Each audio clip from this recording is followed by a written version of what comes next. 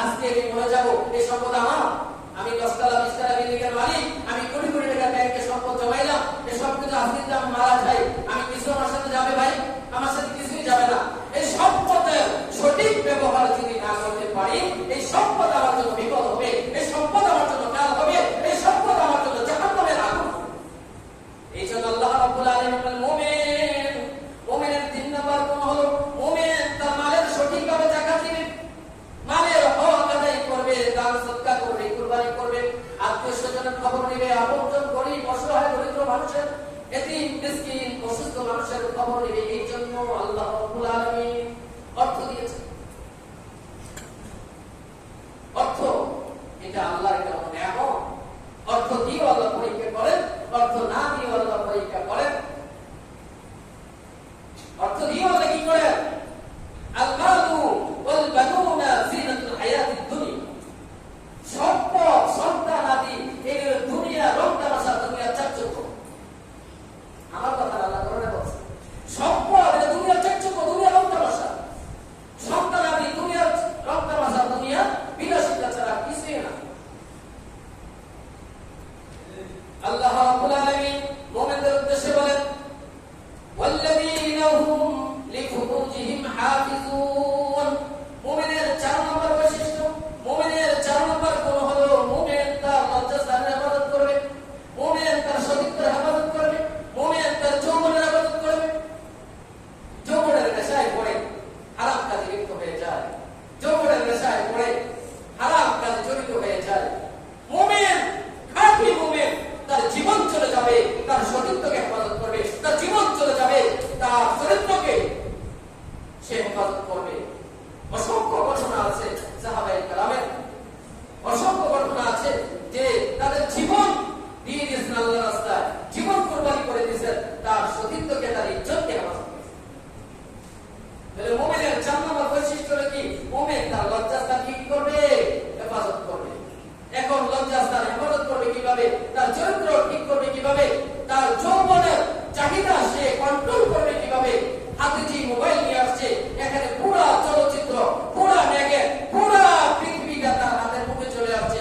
আজকে আমাদের শিশু উম্মতের সন্তানরা, আজকে আমাদের ছেলে মেয়ে যারা এখনো বালেগ হয় নাই, এখনো 10-12 বছর 5 বছরের, তারাও এখন মোবাইল ছাড়া ঘুমায় না, তারাও এখন মোবাইল ছাড়া খানা খায় না।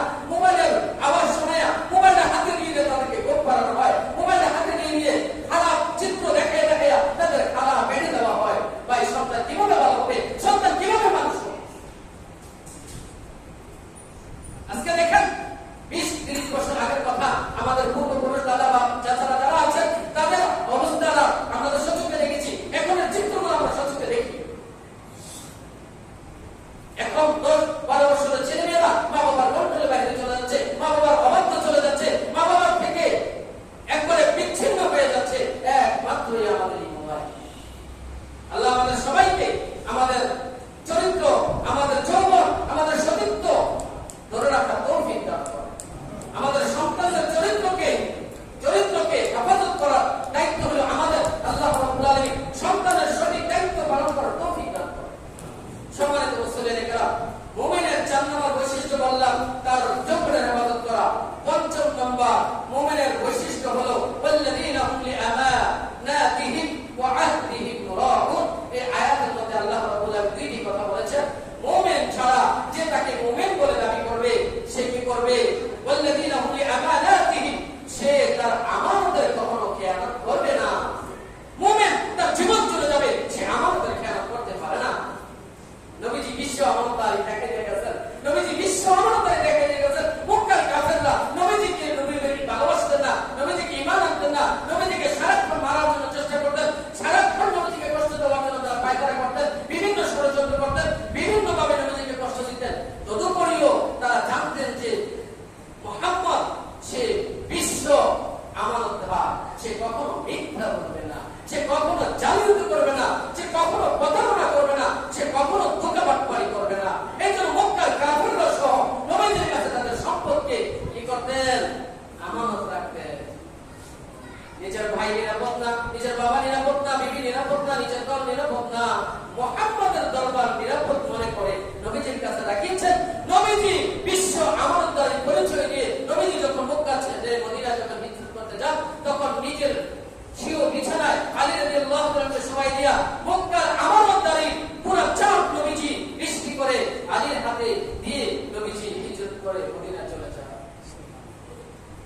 বুঝা আসছে ভাই? আমরা এখন আমানতটাকে কি করি? নিজের মনে করে খেয়ে দে আলহামদুলিল্লাহ শেষ করে নেই। আমানতের টাকা চাইতে আসলে উল্টা বাইর হয়, আমানতের টাকা চাইতে আসলে অনেক সময় তাকে মেরে ফেলা হয়। এমন ঘটনা আমাদের দ্বারা হয়েছে কিনা? হয়েছে কিনা? এখনো 200 জেলে আছে কিনা? আমানতের টাকা চাইতে আসছে তোরা মেলাইছে। আল্লাহ দেখছে। আল্লাহু আকবার। আল্লাহ আমাদেরকে হেফাজত করে। ষষ্ঠ নম্বর গুণ মুমিনের, ষষ্ঠ নম্বর গুণ হলো ওয়াল্লাযীনা হুম লিআমানাতিহিম ওয়া আহদিহিম রাউন। মুমিন সে কখনো ওয়াদা খেলাপি করবে না। মুমিন কখনো ওয়াদা খেলাপি করবে না। মুমিন কখনো ওয়াদা খেলাপি করতে পারে না। মুমিন তার জীবন চলে যাবে, সে কোনোদিন ওয়াদা খেলাপি করবে না। ওয়াদা সে কি করবে? ঠিক রাখবে। সপ্তম নম্বর গুণ হলো ওয়াল্লাযীনা হুম আলা সালাওয়াতিহিম ইউহাফিজুন। প্রথম গুণটা বলছে মুমিন তার নামাজের হক আদায় করে নামাজ পড়বে। সপ্তম নম্বর গুণ আল্লাহ রাব্বুল আলামিন বলেন ওয়াল্লাযীনা হুম আলা সালাতিহিম ইউহাফিজুন। মুমিন কি করবে?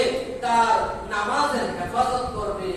মুফাসসিরিনে কেরাম বলেন নামাজের হেফাজত কিভাবে? নামাজের হেফাজত হলো আউয়াল ওয়াক্তে নামাজ পড়া, এটা মুমিনের বৈশিষ্ট্য। মুমিন তো নামাজ পড়বে আল্লাহু আকবার, আল্লাহর ঘরে আযান দিছে আল্লাহু আকবার, আল্লাহ সবচেয়ে বড়। মুমিনের কাজ হলো এইটা। নবীজি দেখাই দিয়েছেন, সাহাবায়ে কেরাম দেখাই দিয়েছেন। আল্লাহু আকবার আযানের দড়ি কানে আসছে, এখানে দুনিয়াবি যত কাজ স্টপ, ঘুম হারাম, খাবার দাবার হারাম, ব্যবসা বাণিজ্য হারাম, সব কিছু হারাম করে আল্লাহ তাকে সাড়া দেওয়া, এটা হলো মুমিনের কাজ। সাহাবায়ে কেরাম দেখাই দিয়েছেন। এখনো আল্লাহর ঘরে যারা জিয়ারতে যান, মক্কা মদিনার চিত্র দেখলে বোঝা যায় যে নবীজির যুগের চিত্র, সাহাবায়ে কেরামের সোনালী যুগের চিত্র। এখনো দরজা মসজিদ কি করে? দোকানপাট বন্ধ করে তারা আল্লাহর ডাকে সাড়া দিয়ে নামাজ পড়ার জন্য প্রস্তুত হয়ে যায়। এই হলো মুমিনের সপ্তম নম্বর বৈশিষ্ট্য। মুমিন কি করবে? আউয়াল ওয়াক্তে নামাজ পড়বে, নামাজের হেফাজত করবে, নামাজ নিয়ে গরিবেশি করবে না। আমরা এখন কি করি?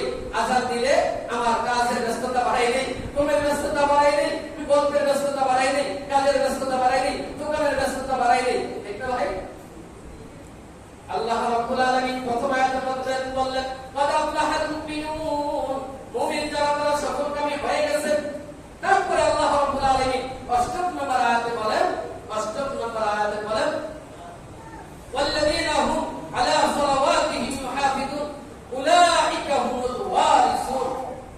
এই মুমিন ছাড়া নামাজের হক আদায় করে নামাজ পড়বে, মুমিন তার জবানের হেফাজত করবে, যে মুমিন তার মালের সঠিকভাবে জায়গা দিবে, যে মুমিন তার সতীত্বের হেফাজত করবে, যে মুমিন তার ওয়াদা করে ওয়াদা ঠিক রাখবে, যে মুমিন তার আমানতের খেয়াল করবে না, যে মুমিন আউয়াল ওয়াক্তে পাঁচ ওয়াক্ত নামাজ আদায় করবে, আল্লাহ রাব্বুল আলামিন আবার রেজাল্ট ঘোষণা করেন উলাইকা হুমুল ওয়ারিসুন।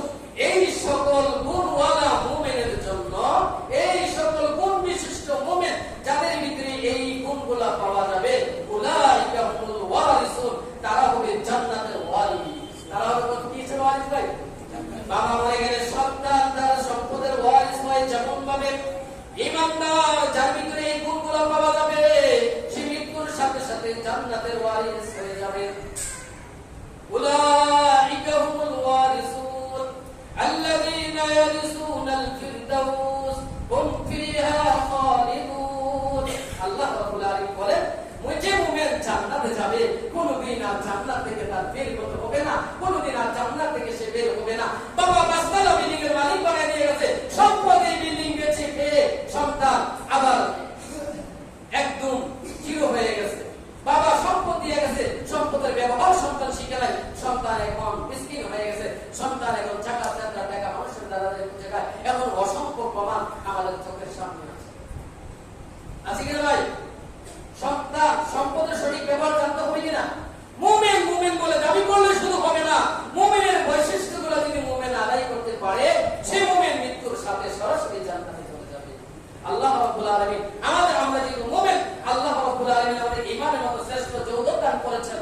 এই ঈমানের মতো শ্রেষ্ঠ দৌলত নিয়ে মৃত্যু পর্যন্ত অবিচল অটল থাকার তৌফিক দান করেন।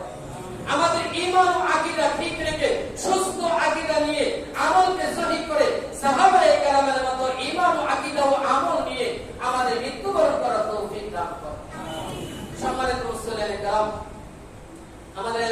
আলহামদুলিল্লাহ কয়েকটা কবরস্থান আছে, আমরা ঈদের সময় আলহামদুলিল্লাহ তাদের জন্য দোয়া করি।